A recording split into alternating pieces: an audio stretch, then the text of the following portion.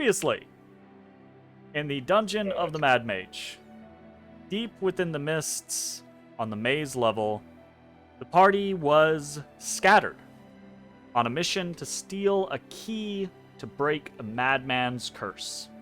Their quest to break the curse of the white-furred bull, Crush, had brought them into conflict with the Zazana, a tribe of minotaurs that threatened House Freth.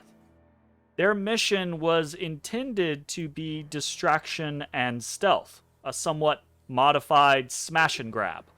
Ezrah and Ashes, along with a group of drow volunteers led by Zaftal and Tanamar Freth, two of Eralal's sons, fought against the Zazana on the eastern flank of their territory, hoping to distract them and make it easy for Bones and Matashtai to sneak in and get the key. But things did not go as they had planned.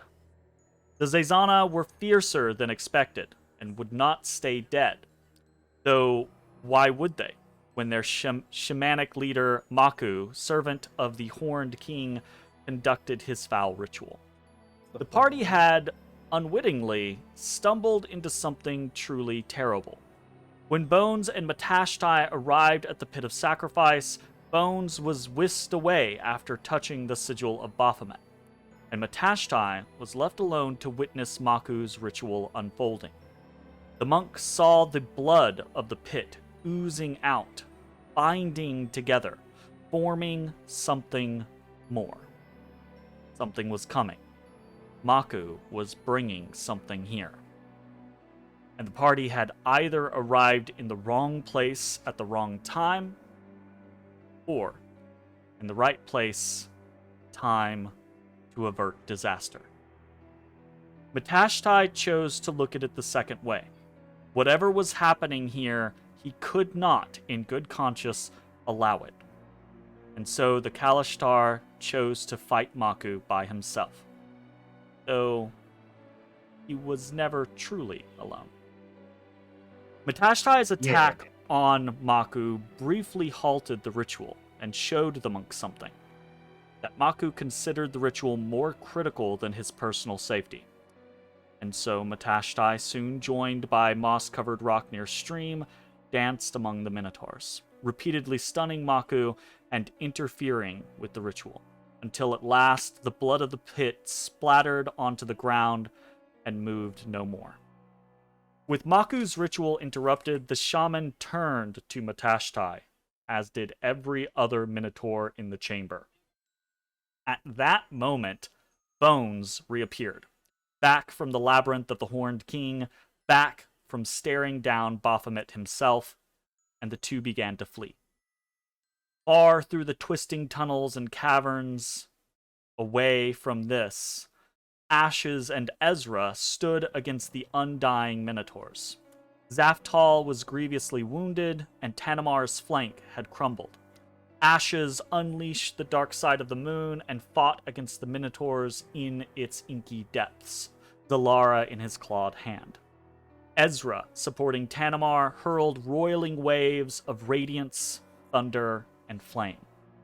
Minotaurs rose, fell, and rose again, each time pressing forward.